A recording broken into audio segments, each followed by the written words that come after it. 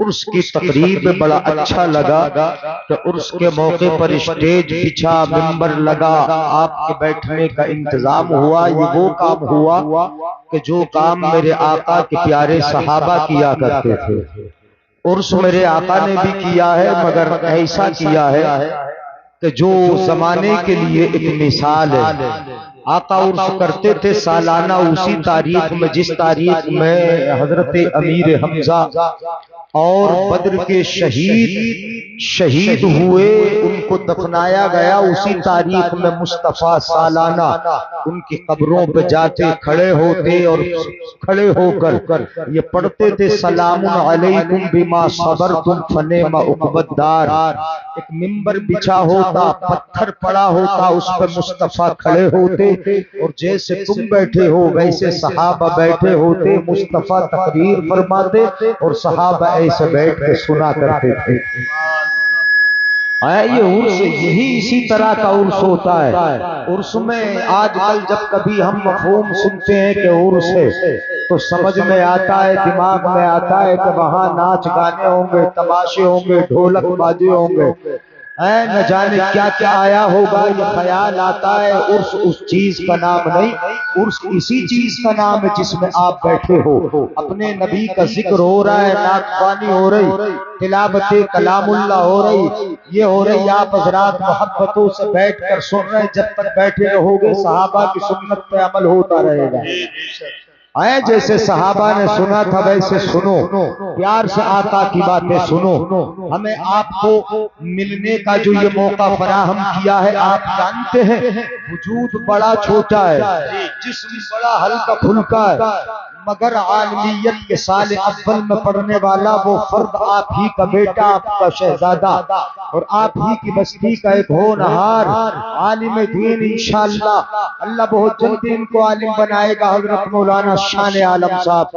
انہوں نے محنت کی، ان کے ساتھ مل کر عالی جناب مولانا سجاد صاحب ہیں، وہ مولانا سجاد صاحب نے ہمیں آپ سے جڑنے، ملنے اور بیٹھ کر کچھ بات کرنے کا موقع دیا ہے۔ یہ بڑی محنتیں کی ہیں انہوں نے، آپ حضرات نے ساتھ دیا، پوری بستی نے ساتھ دیا، یہ عالم دین بننے جا رہے ہیں، ان کے لیے دعا کیا کریں اللہ تعالیٰ اچھا عالم بنائے۔ بول دو آمین، اب تو سست پڑے ہو تم لوگ۔ اچھا عالم بنائے، آپ کا بیٹا، آپ کا بھائی، کتنوں کے یہ دوست ہوں گے۔ اچھا چلو کر لو۔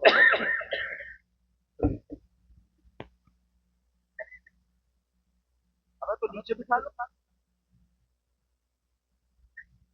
ہاں کوئی بات توجہ ہے تو تقریر سن لیں گے کچھ دیر، عرس پہ تقریر کروں یا پھر جو چاہوں وہ کر دوں؟ اچھا جو میری مرضی ہو۔ ہاتھ اٹھا کے بول دیں یا رسول اللہ۔ آپ اکبر پور والے ماشاءاللہ امام صاحب اور مدرس صاحب سے ملاقات ہوئی، بڑے سیدھے سادے دونوں شخصیت، ماشاءاللہ بھاری بھرکم تو ہیں ہی، ذات کے اعتبار سے، علم کے اعتبار سے دونوں بھاری بھرکم ہیں۔ تقریر بھی بڑی اچھی کی امام صاحب نے، اللہ تعالیٰ دونوں کو سلامت رکھے۔ اور ابھی آپ نے عثمان بھائی کو سنا کیسے جلووں سے انہوں نے پڑھا، اور پورے انہوں نے آج جوش و جذبے میں، اتنا جذبے میں پڑھتے ہوئے میں نے انہیں دیکھا نہیں، آج بہت زیادہ اچھے جذبے میں انہوں نے پڑھا۔ آپ حضرات کی سماعتوں کو پتہ نہیں جگایا کیسے کیا، محنتوں سے انہوں نے پڑھا ہے۔ اور ادھر ناظم صاحب ہمارے حسان رضا بھائی، بڑی محنت سے انہوں نے نظامت کی۔ علماء کرام تشریف فرمائے، ہمارے بہت سارے طلبہ جو فاروقیہ میں پڑھتے ہیں وہ یہاں پہ تشریف لائے ہوئے ہیں، اللہ سب کی حاضری کو قبول فرمائے۔ اب درود پاک پڑھنے میں تقریر شروع کر رہا ہوں، زیادہ باتیں نہیں کرنا ہے، جلدی جلدی پڑھیں درود پاک زور سے۔ اللہم صلی علی سیدنا و مولانا محمد وعلی آل سیدنا و مولانا محمد وبارک وسلم، صلو علیہ صلاۃ و سلام علیک یا رسول اللہ،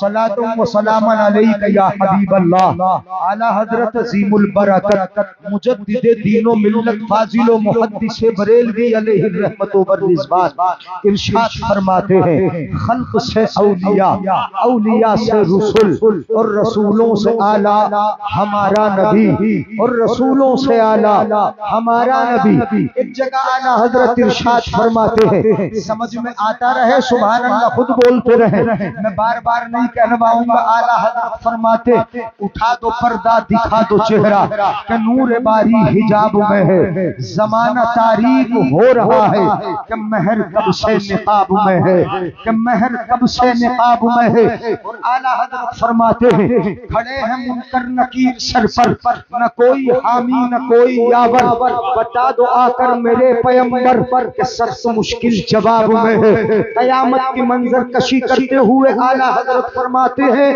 کہ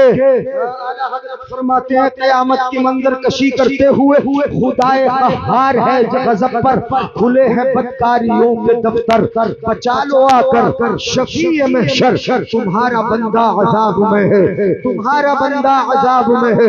حضرات پہلے عرس کا مفہوم میں آپ کو بتا دوں، اس کے بعد اپنے مفہوم پر تقریر کروں گا جو مجھے بولنا ہے اور جو میں نے آیت پڑھی ہے۔ آج جو چونکہ دل کا درد ہے وہ میں آپ کے سامنے رکھوں گا، قرآن کی روشنی میں، حدیث پاک کی روشنی میں۔ عرس کہتے کسے ہیں؟ عرس کا مفہوم کیا ہے؟ عرس کا مطلب کیا ہے؟ ہم عرس کرا رہے ہیں، ہم نے یہ سمجھا کہ میلہ لگایا عرس ہے، ہم نے یہ سمجھ لیا ہے کہ ڈانس پارٹی بلائی ہے یہ عرس ہے، ہم نے موت اور زندگی کا کنواں بلایا یہ کیا ہے عرس ہے، ہم نے یہ سمجھ لیا میلہ لگا لیا، عورتوں کو بلا لیا یہ عرس ہے۔ اور کچھ جگہوں پر تو جاہل لوگ کیا کیا کرتے ہیں کہ کہیں پہ عرس کے موقع پر وہ پہلوانوں کو بلا کے پہلوانی کراتے ہیں، کہیں پہ شیخ چلی کو بلا کر اس کی فحش باتوں کو سنا کرتے ہیں۔ یہ عرس کا مفہوم لوگوں نے بنایا۔ عرس کا مفہوم صرف اتنا ہے کہ اللہ والے کے مزار پر حاضری دی جائے، وہاں کلام مقدس کی تلاوتیں کی جائے، وہاں نعت خوانی ہو، مصطفیٰ کا ذکر ہو، حدیث مصطفیٰ ہو، اور نبی اکرم صلی اللہ تعالی علیہ وسلم کی سنت پہ عمل ہو، وہاں قرآن پڑھا جائے، انہیں سلام کیا جائے، ان کی بارگاہ میں حاضر ہو کر ہاتھ اٹھائے جائے اور ہاتھ اٹھا کر اپنے رب سے ان کا وسیلہ دے کر دعائیں مانگی جائے۔ اور عرس کا مفہوم یہ ہے کہ عرس کے دن رب کے انوار و تجلیات جو اللہ کے ولی کے مزار پر پرستے ہیں ان میں نہایا جائے، نہانے کے لیے جایا جائے، یہی عرس کا مفہوم ہے۔ اس سے بڑھ کے نعرہ تکبیر، نعرہ رسالت، فیضان غوث اعظم، فیضان عرس مقدس، مسلک اعلیٰ حضرت، سبحان اللہ۔ بہت اچھا، توجہ ہے، سمجھ میں آئے گا انشاءاللہ۔ میں بڑی جلدی بتا رہا ہوں عرس کس کو کہا جاتا ہے، ذرا حدیث پاک کی روشنی میں آپ سن لیں۔ اکبر پور والوں آپ نے بڑی علمی گفتگو یہاں پہ سنی ہوگی، مفتی صاحب علامہ ہاشم صاحب، ان کی گفتگو بڑی سنجیدہ اور بڑی پیاری گفتگو ہوا کرتی تھی۔ جس عنوان کو اٹھا لیتے اس عنوان کو مکمل کرتے تھے، پورا کرتے تھے۔ جس موضوع پر بولنا شروع کیا اس کی گہرائی میں اتر کے بات کرتے تھے۔ علامہ ہاشم کو ہم نے سنا ہے ان کے ساتھ اسٹیج پر کتنی جگہ گفتگو کی ہے اور کتنی جگہ حضرت نے ہماری پیٹھ کو تھپتھپایا ہے، کہا ہے کہ علمی باتیں بھی بڑی آسانی سے آپ سمجھا جاتے ہیں۔ حضرات محترم سنو، عرس سے کہا جاتا ہے جب اللہ کے ولی کا انتقال ہوتا ہے، اور سے سنیے گا، اللہ کا ولی انتقال کر جاتا ہے، قبر میں رکھ دیا جاتا ہے۔ جب قبر میں رکھ دیا گیا، منکر نکیر آئے سوال کرنے کے لیے، پوچھا من ربک ما دینک ما کنت تقول فی حق ھذا الرجل، اللہ والا جواب دیتا چلا جاتا ہے دین الاسلام، ربی اللہ، رسول کے بارے میں جواب دیتا ہے، اللہ کی جانب سے انعام ملتا ہے، قبر کے اندر انعامات میں نہاتا ہے۔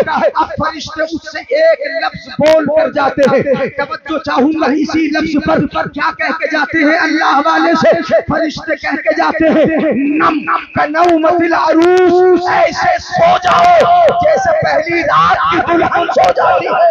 کیا بات ہے، زندہ باد، زندہ باد، سبحان اللہ، سبحان اللہ۔ بہت اچھا مفتی صاحب، تمہاری سمجھ میں آیا کہ نہیں آیا؟ نہیں آیا سمجھ میں؟ نم کا نومت العروس، ایسے سو جاؤ جیسے پہلی رات کی دلہن سو جاتی ہے۔ یہ کس سے کہہ کے جاتے ہیں؟ اللہ والے سے۔ کون کہہ کے جاتے ہیں؟ فرشتے۔ توجہ رکھیے گا، توجہ سے سنو گے تب سمجھ میں آئے گا۔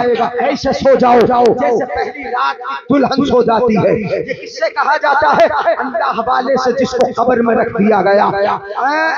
عروس دلہن کو بولتے ہیں عربی میں، جو دلہن بنائی جاتی ہے، جس کو دلہن بنا کر اس کے شوہر کے گھر بھیج دیا جاتا ہے، جن کو بنا کر سنگار کرا کے اس کے شوہر کے گھر بھیجا جاتا ہے، اس کو کہا جاتا ہے عروس۔ ایسے سو جاؤ جیسے پہلی رات کی دلہن سو جاتی ہے۔ ذرا توجہ رکھیے گا، دلہن سو جاتی ہے میرے آقا کی جانب سے اور فرشتوں کی طرف سے۔ یہ کیوں کہا گیا ایسے سو جاؤ جیسے پہلی رات کی دلہن سو جاتی ہے؟ یہ بھی تو کہا جا سکتا تھا اطمینان سے سو جاؤ، آرام سے سو جاؤ، جیسے سو جاؤ، مطمئن ہو کے سو جاؤ، مگر نہیں، ایک مثال کے ذریعے کہا گیا ایسے سو جاؤ جیسے پہلی رات کی دلہن۔ پہلی رات کی دلہن یاد رکھیے گا، میں اس کو روک کر بتا رہا ہوں۔ پہلی رات کی دلہن سو جاتی ہے، جو اس کو دلہن بنا کے شوہر کے یہاں بھیجا گیا ہو، اپنے شوہر کے یہاں جائے۔ بتاؤ ذرا اس دلہن کو نیند آتی؟ ذرا توجہ، میں حدیث آپ کو سمجھا رہا ہوں، اس دلہن کو بھلا نیند آتی ہے؟ دلہن کی طرح سو جاؤ، اس کا مطلب یہ ہے کہ جس طرح دلہن کو آج جگانے کے لیے کوئی نہیں آئے گا، نہ اس کا باپ جگانے آئے گا، نہ ماں جگانے آئے گی، نہ بھائی جگانے آئے گا، نہ باپ جگانے آئے گا، نہ کوئی بھابھی جگانے آئے گی، نہ کوئی بہن جگانے آئے گی۔ اگر جگانے آئے گا تو اس کا پیارا شوہر اس کو جگانے کے لیے آئے گا، اور کوئی نہیں جگانے آئے گا۔ یہی تو کہا جاتا ہے ایسے سو جاؤ جیسے پہلی رات کی دلہن سوتی ہے، جس طرح اسے جگانے کوئی نہیں آتا، ایسے ہی اللہ والے کو جگانے بھی کوئی نہیں آتا۔ اگر جگائے گا تو اس کا خدا اسے جگائے گا، اور کوئی نہیں جگائے گا۔ نعرہ تکبیر، نعرہ رسالت، پیغام غوث اعظم، مسلک اعلیٰ حضرت علامہ مفتی جلیل صاحب قبلہ، نعرہ تکبیر۔ واہ واہ واہ، بہت اچھا، کیا بات ہے، واہ۔ تمہیں بھی اگر کوئی جگائے گا تو تمہارا خدا ہی تمہیں جگائے گا، اور کوئی جگانے نہیں آئے گا۔ آج تمہیں فرشتہ ڈسٹرب کرنے کے لیے نہیں آئے گا، کوئی اور تمہیں پریشان کرنے نہیں آئے گا۔ اگر تمہیں جگائے گا تو تمہارا خدا جگائے گا، تمہارا رب تمہیں جگائے گا، اور کوئی جگانے کے لیے نہیں آئے گا۔ اسی لیے کہا گیا ایسے سو جاؤ جیسے پہلی رات کی دلہن سو جاتی ہے۔ اچھا ذرا یہ بھی بتا دے، میں دوسرے اعتبار سے حدیث سمجھائے دیتا ہوں، سن لو۔ دلہن جب دولہا کے یہاں جاتی ہے، اپنے شوہر کے یہاں چلی جاتی ہے، تو وہ آنکھ بند کر کے اگر لیٹ بھی جائے تو دل جاگتا رہتا ہے، کسی کے انتظار میں جاگتا ہے، کسی کی آمد کے لیے جاگتا ہے۔ کوئی جگائے گا اس کے لیے جاگتا ہے، کوئی آئے گا اس کے لیے جاگتا ہے، اس کا دل جاگتا رہتا ہے۔ آنکھ بند کر کے پڑی ہے مگر دل جاگ رہا ہے، آنکھیں بند ہے مگر دل جاگ رہا ہے۔ یہی کہا گیا اللہ والے سے ایسے سو جاؤ جیسے پہلی رات کی دلہن سوتی ہے، آنکھیں بند ہے، دل جاگ رہا ہے۔ اللہ والے تیری آنکھیں بند ہو گئی مگر دل تیرا جاگ رہا ہے۔ کیا بات ہے، زندہ باد، زندہ باد۔ بات سمجھ میں آ رہی نا میرے بھائیوں؟ ارے یہ سمجھ میں، دل تیرا جاگ رہا ہے، تیرا دل جاگ رہا ہے، اس لیے ایسے سو جاؤ جیسے دلہن سوتی ہے، آنکھ بند ہو گئی، اللہ والا دنیا سے چلا گیا، زمین کے اوپر سے نیچے چلا گیا، مگر دل جاگ رہا ہے، دل کی نگاہ سے وہ دیکھ رہا ہے، دل کی نظروں سے وہ آپ کو ملاحظہ فرما رہا ہے۔ خبر بن گئی مگر پھر بھی دل جاگتا ہے۔ کس کو دیکھتا ہے؟ وہ اپنے پاس آنے والوں کو دیکھتا ہے، اپنے محبین کو دیکھتا ہے، اپنے متقین کو دیکھتا ہے، زیارت کرنے والوں کو دیکھتا ہے، آنے والوں کو دیکھتا ہے، کچھ پڑھنے والوں کو دیکھتا ہے، ہاتھ اٹھانے والوں کو دیکھتا ہے، وہ سب کو دیکھ رہا ہے، اس لیے کہ دل جاگ رہا ہے۔ بات سمجھ میں آ رہی؟ اب کروں تقریر آگے بڑھوں. اللہ والے کا دل جاگ رہا ہے. کیوں جاگ رہا ہے؟ کیوں اللہ نے یہ مرتبہ عطا فرمایا؟ چلیے میں اس پر چل لیتا ہوں تھوڑا سا تاکہ آپ کی بھی سمجھ میں آ جائے. اللہ والے کا دل جاگ رہا ہے، آنکھیں بند ہیں. اللہ والے کو پروردگار عالم نے یہ خصوصی انعامات عطا فرمائے ہیں. کیا خصوصی انعامات؟ کہ وہ جنگل میں جائے تو منگل کر دے، جہاں پہنچ جائے وہاں کی زمین کو سرسبز و شاداب کر دے. اللہ کے ولی کی یہ شان ہوتی ہے. یہ شان انہیں کیوں ملی، کس لیے ملی؟ آؤ ذرا قرآن دیکھتے ہیں. پروردگار عالم قرآن میں ان بندوں کے لیے کیا ارشاد فرماتا ہے. اللہ والے کیا نام ہے، اختر میاں علیہ الرحمہ، اختر میاں علیہ الرحمہ، انہوں نے بتایا مولانا شان عالم نے کہ میں نے ان کو دیکھا ہے، بڑے سیدھے سادے تھے، نمازی تھے، وہ بڑے نیک تھے. یہ بتاتے ہیں دیکھا ہے جو بھی اللہ کے ولی ہو جیسے بھی رہے ہو، اللہ والا اگر ہوگا تو اس کی شان یہ ہوگی. قرآن کہتا ہے وعباد الرحمن الذین یمشون علی الارض ہونا واذا خاطبهم الجاہلون قالوا سلاما والذین یبیتون لربهم سجدا وقیاما. اللہ کے بندے وہ ہوتے ہیں کہ زمین پر اگر چلتے ہیں تو سکون و وقار سے چلتے ہیں، اگر جاہل آتا ہے تو اس سے عزت بچا کے نکل جاتے ہیں. اور اللہ والے وہ ہوتے ہیں، سن لو اگر سمجھ میں آئے سبحان اللہ بولنا، اللہ والے وہ ہوتے ہیں کہ جن کی راتیں سجدہ کرتے ہوئے گزرتی ہیں اور جن کی راتیں رب کے لیے قیام کرتے ہوئے گزرتی ہیں. کیا بات ہے، بہت اچھا، زندہ باد. کیسے گزرتی ہے راتیں؟ بولو نماز پڑھتے ہوئے، قیام کرتے ہوئے، سجدے کرتے ہوئے، عبادتیں کرتے ہوئے، اللہ اللہ کرتے ہوئے، ذکر خدا میں اپنی راتوں کو گزارتے ہیں. انہوں نے دل پاک کر لیا ہے، زبان پاک کر لی ہے، انہوں نے اپنا سینہ پاک کر لیا ہے، تزکیہ قلب کر لیا ہے. زبان پہ اللہ اللہ اللہ اللہ اس قدر کیا کہ زبان پاک ہو گئی ہے. اور جب زبان ان کی پاک ہو گئی، زبان پاک ہو گئی، اللہ سے جب مانگا تب اللہ نے دے دیا. اور اللہ سے جہاں مانگا وہاں اللہ نے انہیں دے دیا. ان کی زبانیں پاک ہو گئی، زبان پاک ہو گئی، زبان انہوں نے پاک کر لیا. جیسے مانگتے ہیں اللہ سے ویسے ہی رب عطا فرما دیتا ہے. جب مانگتے ہیں اللہ سے تب اللہ عطا فرما دیتا ہے. وہ رب کے ہو گئے. سن لو جملے سن لو، اگر سمجھ میں آئے تو سبحان اللہ بولو. کیا وہ اللہ کے ہو گئے تو اللہ ان کا ہوگا.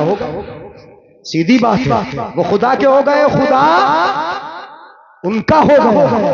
وہ رب کے ہو گئے، رب ان کا ہو گیا. رب کی خدائی ان کی ہو گئی. آج آپ اس کیوں منا رہے ہو؟ خواجہ غریب نواز کو یاد اتنا زیادہ کیوں کیا جاتا ہے؟ صابر پاک کو اتنا زیادہ یاد کیوں کیا جاتا ہے؟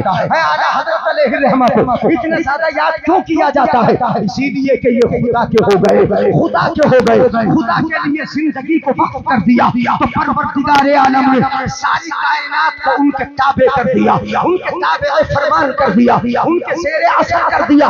اس لیے یہ خدا کے ہوئے، خدا ان کا ہو گیا. میں بندوں تم سے کہتا ہوں کہ تم بھی خدا کے ہو جاؤ، اس کی خدائی تمہاری ہو جائے. مگر ہم کس کے ہوئے؟ نوجوانوں تم سن لو، کس کے ہوئے؟ ہم نہ اپنی ماں کے ہوئے، نہ اپنے باپ کے ہوئے، نہ اپنی بیوی کے ہوئے، نہ اپنے گھر والوں کے ہوئے، نہ اپنی بستی کے ہوئے، نہ اپنے خدا کے ہوئے، نہ اپنے مصطفیٰ کے ہوئے.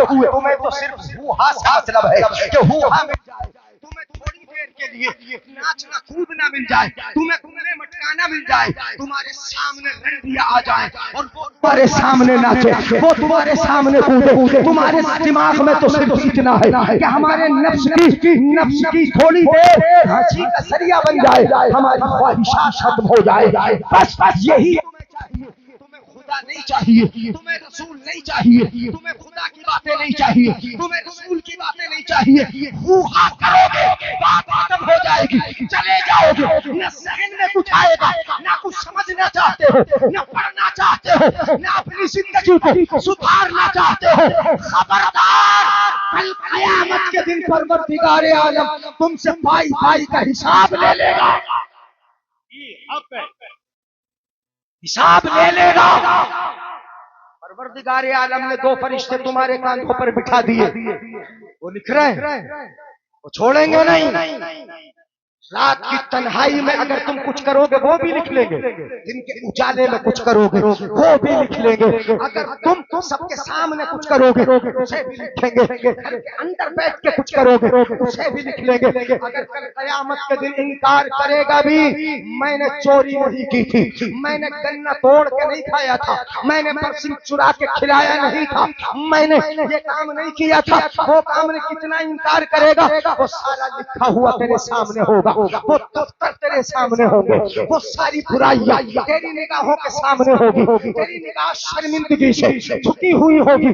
کل قیامت کی شرمندگی بڑی خطرناک شرمندگی ہوگی، نگاہیں نیچی ہوگی، ہنگامہ محشر ہوگا، سب لوگ تجھے دیکھتے ہوں گے، تیری نگاہیں نیچے ہوں گی۔ اس دن کی شرمندگی سے اگر بچنا ہے تو اپنی زندگی کو سدھار لو، نیک ہو جاؤ، ایک ہو جاؤ، متفق ہو جاؤ اور ایک راستے پہ آ جاؤ۔ اللہ کے نام پہ تم سب متحد ہو جاؤ۔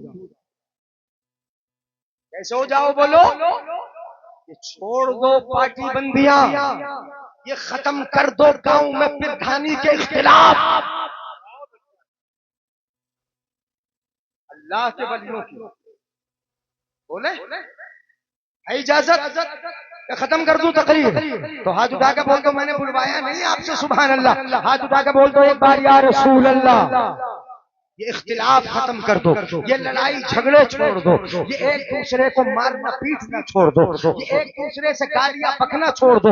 میں کہتا ہوں کسی کے تو بن کے رہو، اپنے بھائی کے بن جاؤ، بھائی سے پیار کر لو، اپنے پڑوسی کے بن جاؤ، پڑوسی سے محبت کر لو، اپنے گاؤں والوں سے محبت کر لو، گاؤں والے ہو جاؤ۔ پارٹیاں تمہاری الیکشن کے موقع پہ ہوں گی اس وقت ہوں گی، مگر تم مسلمان کے نام پہ سب ایک ہو جاؤ، اسلام کے نام پہ سب ایک ہو جاؤ، مزاروں کے نام پہ سب ایک ہو جاؤ، مسجدوں کے نام پہ سب ایک ہو جاؤ، اپنے قرآن کے نام پہ سب ایک ہو جاؤ، متفق رہو، بٹو نہیں۔